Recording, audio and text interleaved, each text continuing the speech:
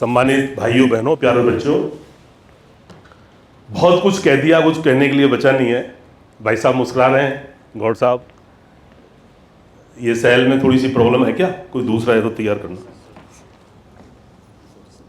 तो सबसे पहले तो मैं सभी जितने हमारे वट वृक्ष के सब अलग अलग डालियां हैं उन सबका बहुत बहुत आभार और साधुवाद देता हूं, क्योंकि जब तक आप हैंड होल्डिंग नहीं करेंगे, पकड़ के नहीं चलेंगे, तो फिर ये काम नहीं होगा। सबको साथ मिलकर के ही आगे बढ़ना है। मैं केवल दो बात बताऊंगा, एक टीचर्स के लिए, एक स्टूडेंट के लिए। तो टीचर्स के लिए यह है कि टीचर सभी कहते हैं, हम भी पढ़ाते हैं तो कहते हैं कि भाई बहुत सारा ज्ञान बांटते हैं, नोट्स बनाओ, पढ़ो और बहुत सारी बातें करो। लेकिन मैं तो कहता हूं कि आप किताबें पढ़वाने की बजाय, नोट्स बनवाने की बजाय, आप अपने जीवन को, जिंदगी को पढ़वाओ। जिसने अपना जीवन पढ़ लिया, जिंदगी जिसने पढ़ ली, उसने सब कुछ पढ़ लिया। जीवन में बहुत सारी चीजें हैं, यही नहीं कि पीछे पढ़ रहे हो, चल रहे हो। मैं सतीश जी भाई साहब को कह रहा था कि हम जब तैयारी करते थे तो पिल पढ़ते थे, भाई पिल पढ़ो। आज टेक्नोलॉजी का जमाना है, पिल पढ़ना नहीं है। दूसरी बात मैं स्टूडेंट के लिए कह रहा हूं, छात्रों के लिए दो बातें। आप सब चूंकि सिविल सर्विसेज की तैयारी कर रहे हैं, बहुत ही शॉर्ट में विक्रांत ने बहुत अच्छी बात बताई कि आज हिंदी दिवस है और आज हिंदी दिवस पर आपको ये पता होना चाहिए, यही जीके है, यही जनरल नॉलेज है, जनरल अवेयरनेस है, जनरल स्टडी है, करंट अफेयर्स है, यही है जो मैं बता रहा हूं आपको। आपके आसपास जो भी चल रहा है उस पर पकड़ रखो और एक साल तक आप रख लोगे तो आप निष्णात हो जाओगे। आपने एक नाम सुना होगा, मुझे बैठे बैठे ध्यान आया, कौशल को तो जरूर पता है क्योंकि ये हिंदी में सबसे ज्यादा नंबर इसके थे। हमारे बैच में हिंदी में सबसे ज्यादा नंबर लाने वाले थे कौशल, हाईएस्ट स्कोरर इन हिंदी, किशोरी दास वाजपेयी। अपने पढ़िए करीब 100 साल पहले, 90 साल पहले हिंदी की पहली व्याकरण जो आज हम मॉडर्न हिंदी में पढ़ रहे हैं, जो स्टैंडर्ड हिंदी जिसको हम कहते हैं, मानक हिंदी, उसकी जो व्याकरण है, जैसे पतंजलि ने संस्कृत की व्याकरण बनाई, ऐसे ही हिंदी, चूंकि हिंदी कुछ नहीं थी, अवधी और ब्रज खड़ी बोली भाषा का एक प्रारूप था जो 15वीं-16वीं शताब्दी में धीरे धीरे विकसित हुआ। और किशोरी दास वाजपेयी विप्र कुल के श्रेष्ठ अध्येता, और रहने वाले कहां के? कोटपुतली के।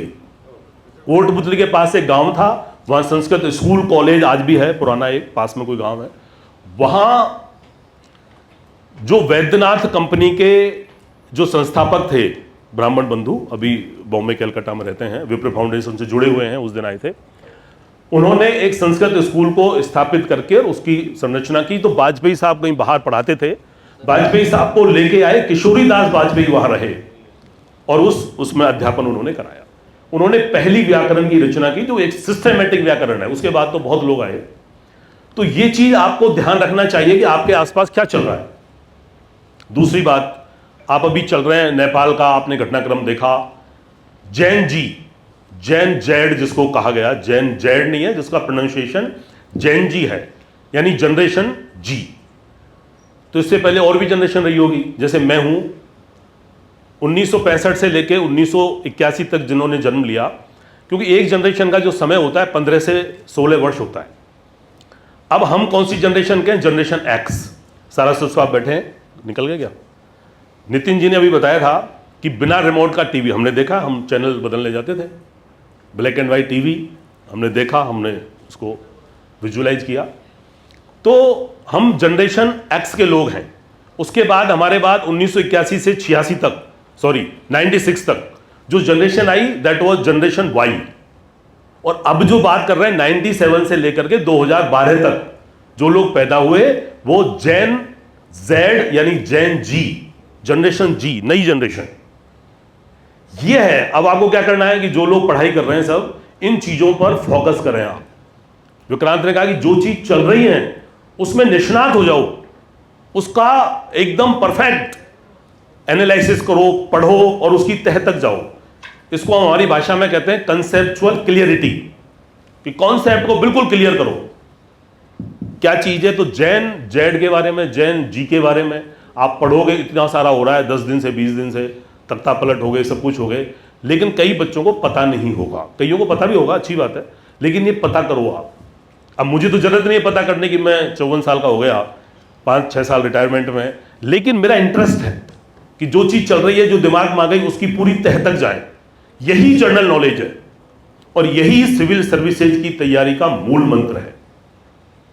कौशल ने बहुत अच्छी बात बताई कि पॉपकॉर्न को कैसे आप, उस दाने को कैसे ट्रांसफॉर्म करके कहां से कहां आप ले जाओगे। तो बहुत बड़ी बात है। अब आप बहुत टॉपर्स को भी सुनोगे। अंकित भारद्वाज मेरे छोटे भाई बहुत अच्छी एंकरिंग यहाँ पे कर रहे हैं और ये लाजवाब बच्चा है।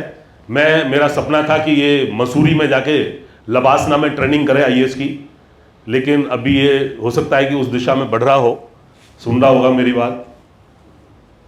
ये दौड़ा नहीं, मैंने कहा कि भाई चलो चलो, तो इसने स्टेप तो बढ़ाया लेकिन फिर दौड़ा नहीं। तो मैं इससे उसी समय से नाराज हूं। 3-4 वर्ष पहले मैंने कहा था कि भाग जाओ, जाके तैयारी कर लो और आप डिजर्व करते हो मसूरी में आईएएस की ट्रेनिंग करने के लिए लवाजमा में। अब पता नहीं इसने क्या खाना है, क्या करेगा, लेकिन जो भी करेगा वो श्रेष्ठ करेगा, ये श्रेष्ठ बालक है। तो आपको मेरा यही संदेश है कि आपके आसपास जो घटनाक्रम हो रहा है, जो भी चीज हो रही है, वही जीके है, वही पूरा जनरल नॉलेज है।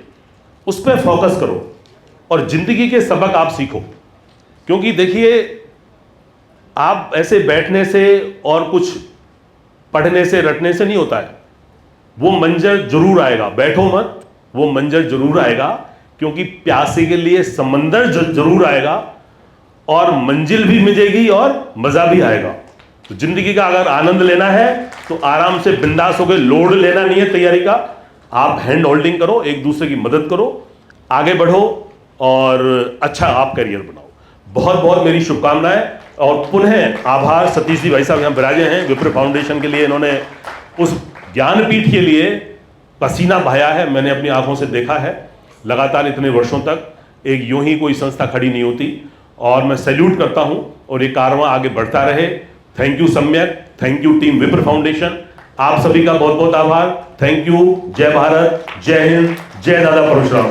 बोलो भगवान परशुराम की, भारत माता की, भारत माता की।